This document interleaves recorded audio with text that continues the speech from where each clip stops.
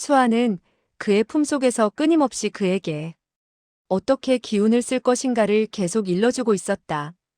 원래 그는 내력이 심오한 사람인지라 경공신법의 요령을 터득하게 되자 나뭇가지 위에서 마음대로 몸을 움직이게 되었다. 그야말로 다람쥐보다 더 날렵하게 자유자재로 움직였다.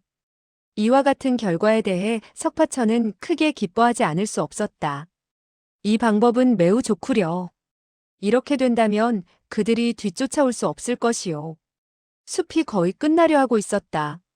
갑자기 호통 소리가 들려왔고 앞쪽에서 햇살을 받아 무엇이 번쩍하고 빛났다. 아마도 무기가 햇빛에 반사된 것 같았다. 석파천은 혀를 끌끌 찼다. 야단났군. 이쪽에도 사람이 있으니 이쪽으로 도망칠 수도 없겠군. 그는 왼발로 나뭇가지를 가볍게 딛고는 사뿐히 뛰어내렸다. 수아가 말한 방법으로 진기를 돋우고 발끝을 아래로 해서는 뛰어내렸더니 손에 사람을 안고 있는데도 가볍게 땅 위에 내려설 수 있었다. 그는 한 그루의 커다란 소나무 뒤에 몸을 숨기고 살그머니 바깥쪽을 살폈다. 그 순간 그는 깜짝 놀라고 말았다. 나무들이 드문드문 서 있는 곳에 널따란 빈터가 있었다. 그곳에서 두 사람이 한참 격렬히 싸우고 있는 것이 아닌가. 한 사람은 손에 장검을 든 백만검이었고 다른 한 사람은 맨손인 정불사였다. 10여 명의 설산파 제자들이 각기 장검을 들고 주위에 드문드문 서서 싸움을 관전하고 있었다. 정불사는 손에 무기를 들고 있지 않았으나 금, 나, 벽, 타, 점, 착, 구, 조 등 금나 수법의 오묘한 비결을 여지없이 구사하고 있어서 두 손이 한 쌍의 무서운 무기 못지않았다. 그는 백만검의 검이 찔러오는 것을 피하지 않고 종종 달려들어 맞섰다. 석파천은 그들의 싸움에 온 정신을 쏟게 되었고 품 안에 한 사람을 안고 있다는 사실도 잊어버리고 말았다.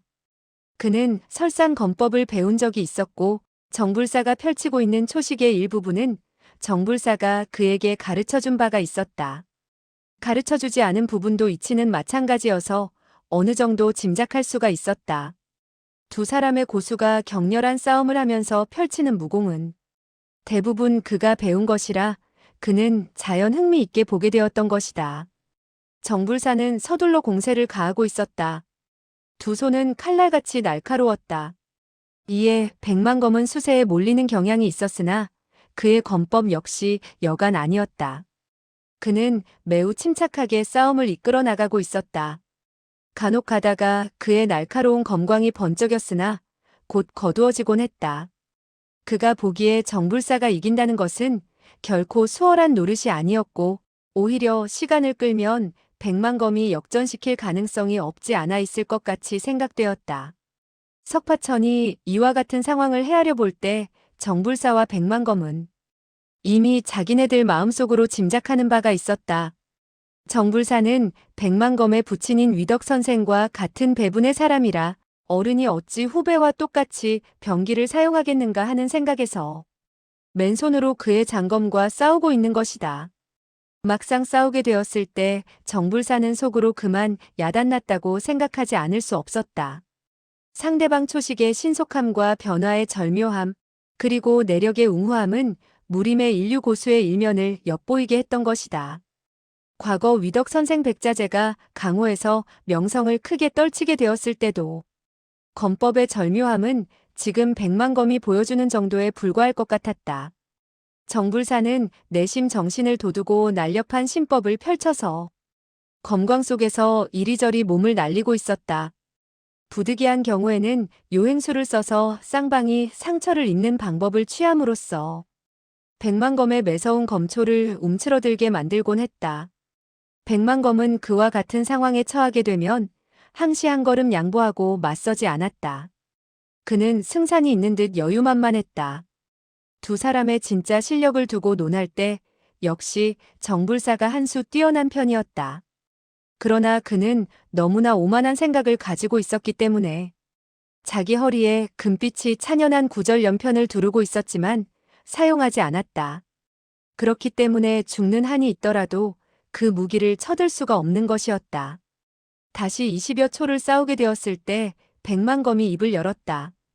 정사숙 구절연편을 사용하십시오. 맨손으로 저를 이길 수는 없을 것이외다. 정불사는 노하여 부르짖었다. 개수작하지 마라. 어째서 내가 너를 이기지 못한다는 것이냐? 어디 이 일초를 시험해 보아라. 그러면서 그는 왼손으로 원을 그리더니 오른손을 그 원의 한가운데로 뻗쳐냈다. 이 일초는 매우 날카로웠다. 백만검은 그 일초를 해소할 방법을 몰라 한 걸음 물러섰다. 정불사는 껄껄 소리내어 웃으면서 오른발로 땅바닥을 차고 몸을 왼쪽으로 퉁기듯 하면서 허공으로 뛰어올랐다. 마치 그의 발밑에 용수철 같은 쇠붙이가 달린 듯 벼락같이 몸을 솟구치더니 두 발로 허공에서 재빠르게 백만검을 걷어차왔다. 백만검은 다시 한 걸음 물러서면서 검을 휘둘러 자기 앞면을 보호했다. 정불사는 벼랑간 왼쪽에서 공격을 하는가 하면 또 오른쪽에서 공격을 했다. 그러니까 절묘한 신법을 써서 전후 좌우에서 공격을 하는 것이었다. 석파천은 그와 같은 광경에 눈이 부실 지경이었다. 벼랑간 찍 하는 소리가 나면서 정불사의 왼쪽 바짓가랑이가 검에 찔려 구멍이 뚫렸다. 상처를 입힌 것은 아니었으나 상대방의 옷을 찢게 된 백만검은 검을 거두고 물러서며 말했다. 양보해 주셔서 고맙습니다. 고수의 대결에 있어서 이 1초로 승패가 났다고 할 수 있었다. 정불사는 수치가 분노로 변하게 되어 호통을 내질렀다.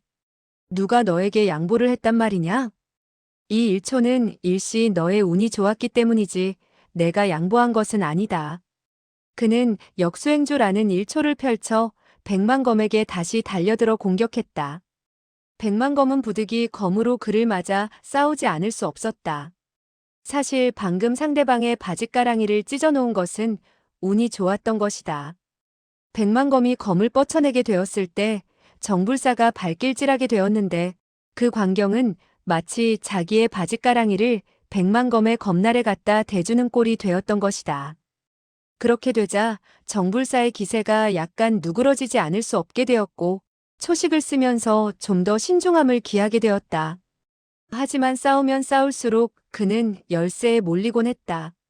설산파의 제자들은 이 같은 광경을 보고 매우 득이양양해했다.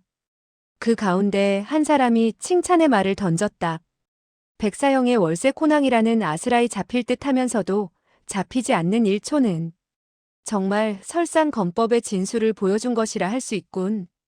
다른 한 사람이 말했다. 정나으리의 손발이 어지러운 것만 보아도 알 수 있는데 백사형이 만약 검에 사정을 두지 않았더라면 아마 상처를 입었을걸.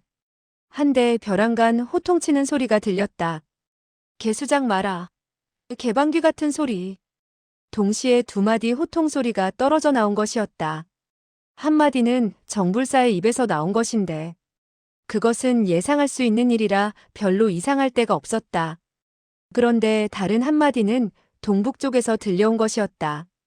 무사람들은 의아하여 얼른 고개를 돌리게 되었다. 그 순간 석파천이 가장 크게 놀라고 말았다. 동북 쪽에 두 사람이 어깨를 나란히 하고 서 있었는데 바로 정불삼과 정당이었던 것이다. 정불사는 부르짖었다. 간섭하지 마오. 내가 남과 다투고 있는 이때 형이 왜 간섭을 하오? 그는 온 정신을 돋워 백만검과 손을 쓰고 있었으나 형제지간이라 정불삼의 음성을 곧 알아들을 수 있었던 것이다. 정불삼은 웃으면서 말했다. 나는 아우의 무공이 최근 얼마나 증진되었는지 보고 있는 것이다. 정불사는 크게 초조해진 듯했다.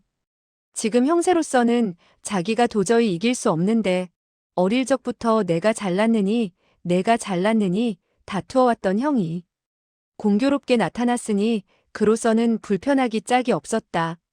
그는 큰 소리로 부르짖었다. 옆에 서 있으면 나의 심신만 흐트러 놓게 되오. 형과 이야기하느라고 무슨 정신이 있어 남과 제대로 싸울 수 있겠소? 정불삼은 웃으며 말했다. 나와 이야기할 것 없다. 너는 싸움이나 하면 될 것이 아니냐? 그는 정당에게 말했다. 넷째 할아버지는 항시 자기의 무공이 천하무적이랍시고 거들먹거리지만 이제 너는 크게 눈을 뜨고 자세히 보아라. 너의 넷째 할아버지는 맨손으로 상대방의 검을 떨어뜨리고 무릎을 꿇고 빌게 하려는 것이다. 으하하하. 그 웃음소리를 들은 사람들은 고막이 윙윙거렸고 거북한 감을 느꼈다. 정불사는 싸우면서 호통을 내질렀다. 셋째 형, 무슨 도깨비 같은 웃음을 터뜨리고 있는 거요? 정불삼은 말했다. 너를 보고 웃는 것이다. 정불사는 노하여 부르짖었다. 왜 나를 보고 웃소? 뭐가 우습단 말이오?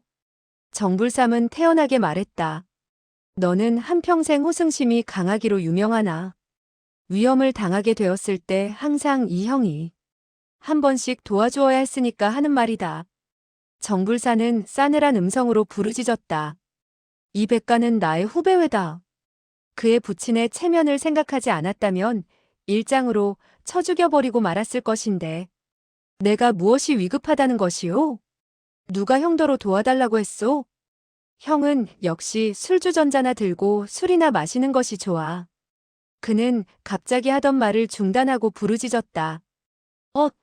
이 녀석 봐라. 사람이 한눈을 파는 순간을 이용해서 공격하다니. 그가 정신을 팔면서 정불삼과 이야기하는 순간에 빈틈이 드러나게 되었고 백만검은 대뜸 그의 왼쪽 어깨에 시뻘건 피가 흘러내리는 상처를 입히고 말았던 것이다. 정불삼과 정불사는 어릴 적부터 서로 다투어온 터이라. 형이 형 같지 않고 동생이 동생 같지 않았다. 그러나 이때 정불삼은 아우가 상처 입은 것을 보자 걱정하지 않을 수 없었다. 아니 이 녀석 봐라. 감히 이 정셋째 아우에게 상처를 입히다니. 그는 몸을 약간 낮추더니 휙 하니 앞으로 쏘아지듯 나아가면서 손을 뻗쳐 백만검의 등줄기를 움켜잡으려 들었다. 백만검은 전후에서 협공을 당하게 되었으나 조금도 마음을 흐트러뜨리지 않았다. 그는 장검으로 정불사를 먼저 찔러 한 걸음 물러나게 한 이후 슬쩍 검을 그대로 돌려서는 정불삼을 비스듬히 베어갔다. 정불사는 놀라 부르짖었다. 셋째 형 물러나. 누가 도와달랬소? 정불삼은 태연히 말했다. 누가 너를 도와. 이 정셋째는 불공평한 싸움을 가장 못 보는 성미이다. 나는 먼저 그의 검을 떨어뜨리고 그의 몸에서 피를 약간 쏟게 한 후 너와 공평한 대결을 하도록 하려는 것이다. 설산파의 제자들은 사형이 두 사람의 협공을 받게 되고 정불삼이 바로 자기 동문을 죽인 원수인지라 함성을 지르며 우르르 달려들었다. 정불삼은 호통을 내질렀다. 이 녀석들이 돌았나? 살기가 싫어진 모양이군. 모조리 꺼져. 그러나 그 순간 검광이 번쩍이는 가운데 몇 자루 장검이 그의 앞으로 디밀어졌다. 정불삼은 요리조리 피하면서 큰 소리로 외쳤다. 그래도 물러나지 않는다면 이 늙은이는 피를 보고 말 테다. 백만검은 자기의 사제들이 정불삼의 적수가 되지 못한다는 사실을 잘 알고 있었다. 그가 사람을 죽이려고 마음만 먹는다면 사정을 두지 않는다는 것도 잘 알고 있는지라 재빨리 부르짖었다. 모두 물러나게. 설산파의 제자들은 사형의 호령에 거역할 수 없어 마지못해 뒤로 물러났다. 정불삼은 몸이 땅딸막한 이만산이라는 설산파 제자에게 말했다. 너의 검을 이리 가져오너라. 이만산은 노하여 부르짖었다. 좋소. 드리지요. 퉁명스럽게 말을 내뱉으면서 그는 검을 휘둘러 정불삼의 아랫배를 찔러갔다. 정불삼은 왼손으로 질풍과 같이 앞으로 뻗쳐내더니 그의 오른쪽 손목을 움켜잡고 가볍게 비틀었다. 그 순간 그는 이미 이만산의 수중에서 장검을 빼앗게 되었다. 이만산이 그에게 순순히 장검을 건네어 준 것 같았다. 그런데 그와 같이 손을 살짝 비트는 바람에 이만산의 오른쪽 손목이 탈골이 되고 말았다. 곧이어 정불삼은 발길질을 하게 되었고 이만산은 곤두박질 치면서 저쪽으로 나가떨어지고 말았다. 나머지 설산파 제자들이 우르르 달려들어 도우려 했으나 정불삼은 이미 손에 장검을 들고 검의 끝을 땅바닥에 대고 백만검과 정불사 두 사람의 주위를 빙글 돌았다. 그는 약 2장 둘레의 원을 그리더니 몸을 바로 세우고 설산파의 제자들에게 담담히 말했다. 그 어느 누구든지 이 테두리 안으로 들어서기만 한다면 지옥에 떨어질 줄 알아라. 백만검은 침착함을 잃지 않고 있었으나 마음속으로 여간 초조하지 않았다.